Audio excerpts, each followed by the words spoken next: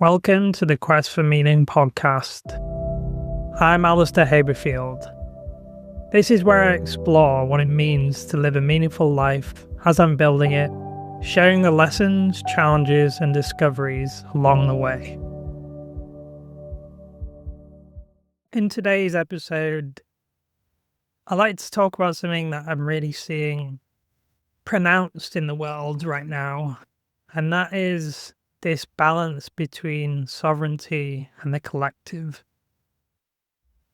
And I share this in the hopes that it will maybe give you a different view of the world or view of the struggles that the world is going through right now and what we're going through individually.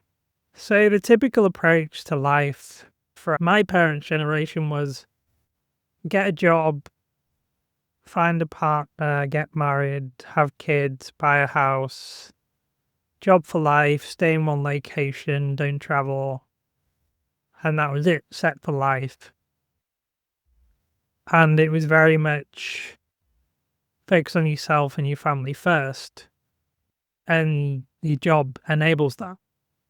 Now that's changed over the coming generations. And so my generation is more around travel growing up, the internet came about, it was more expansive or more connected into the collective. You could experience different cultures with a short flight to Europe that was cheap through Ryanair for 40 quid or something like that.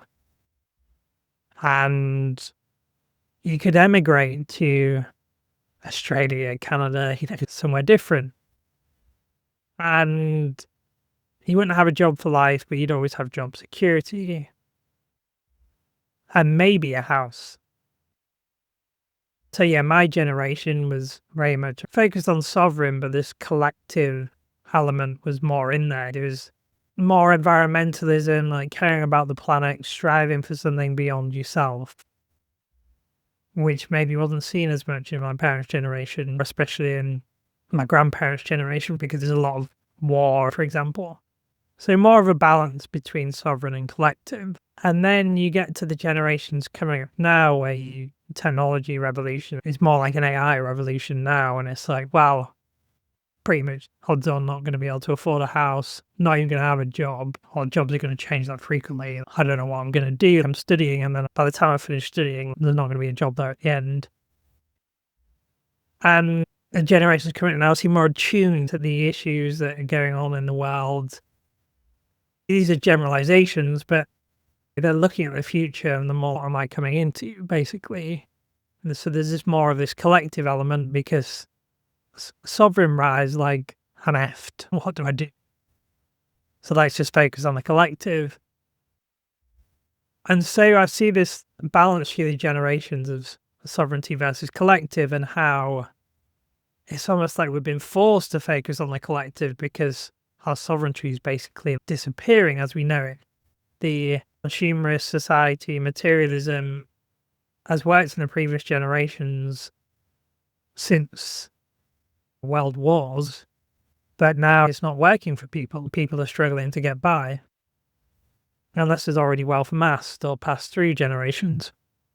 So I see that in a generational lens, and then also the individual lens around I'm a sovereign, I want a progressing life, but also there's stuff going on the planet, I care about the environment, there's more of a trend towards veganism, for example, and also the great spiritual awakening. More and more people are becoming aware that reality isn't as it seems. And there is this greater collective that we're all connected to. And you look back in like the 60s, when there's more psychedelics, for example, there's more of a resurgence of that now. So yeah, in the generational lens, we've been pushed towards collective because sovereignty has been sacrificed almost. And the individual lens is like there's more of a connection to the collective because we feel like our day-to-day is hard to reconcile, has just not been part of something greater. We're more interconnected now. That's at the individual sovereign lens. And then at the collective lens, we look at the world as a whole and the countries. there's this push towards the World Economic Forum agenda of one world government, control, rule them all, basically. There'll be peace, you'll own nothing and be happy. And so there's this push towards a version of the collective there. And that doesn't reconcile with some countries, or certain aspects does with some countries, but not all. So there's this big resurgence in countries of, like Brexit, for example, years ago. I don't want to be part of the EU anymore. I want to take back control, take back sovereignty. I don't want to be part of that collective. And you see it now with other countries pushing back around, digital ID. You can't mandate digital ID across the EU because we didn't sign up for that. It's supposed to work for us. There's always that balance of sovereignty versus collective, or trying to find the harmony in between that. Compared to before the war, for example, when it was a state where the world wasn't as integrated, there was more sovereignty, but sovereignty was challenged with conquest of different countries. Back then, there was sovereignty of countries being taken away forcefully. And after it was taken away forcefully, then we started relinquishing control peacefully, like to the EU, for example. And now we're transitioning to a state where countries are giving up more and more sovereignty to the collective, this collective agenda of the World Economic Forum. And some countries are realizing that it's giving too much away, or it's not resonating. And we're being told this is the only path. And then at the individual level, in terms of individual people, I'm hearing a lot more people right now who want to own their own land, live off the land, have their own farm, a lot more communes, people living in the collective locally, to almost rebel against that big one world government. It's like, no, we need more community. We need to solve this at more of a local level.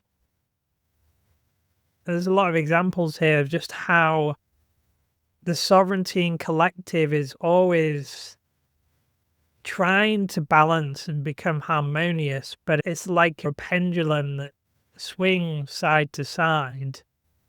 And I think there's going to be a stage where we meet, and this will be the stage where there is love and peace on earth, is where we hit pendulum central point where sovereignty and the collective are harmonized, both at the sovereign individual lens and the collective lens, like country, planet, for example.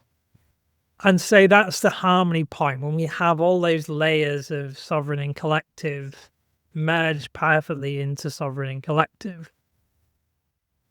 Now, will we ever get there? I don't know. And what are the different paths to get there? I'm sure there's more than one. But I just wanted to share on this episode that there is this at play. And maybe if you take a step back and look at your own life, where are you maybe giving up your sovereignty for the collective without realizing? Or where do you want to give more to the collective and give your sovereignty? Basically, where do you want to rebalance, and where is your central point based on where you're at right now in your journey? And hopefully it'll help you assess the forces at play in the world today and the polarization that happens.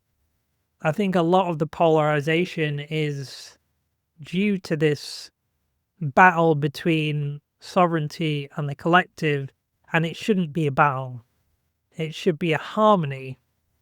So I hope this episode gives you that perspective so that you can see the news or arguments that are happening and recognizing that this polarization and this us against them isn't really there, or it shouldn't be there. There is this midpoint, and there is this lens in that around sovereignty and the collective unity. And when we find that harmony point of sovereignty and unity, that's the point. That's where there'll be peace on earth, there'll be love. And I've talked a lot about the collective in this episode, and I kind of missed off the word unity. But those are the three words: sovereignty, unity, and harmony. And they're the three words that I live by. That's what Lean Me Soul embodies in the community. That's what the individual brands within Lean Me Soul that I've created, they all strive to create integrity, harmony, and unity. I found that it's really helped me just seeing those lenses, and I hope seeing those lenses help you too. This has been another step on the quest. If this resonated, follow along and share it with someone on their own journey. You can find out more at alistairhaberfield.com and through the wider Lean Me Soul ecosystem at leanmesoul.co. Stay authentic, stay balanced, and keep seeking meaning.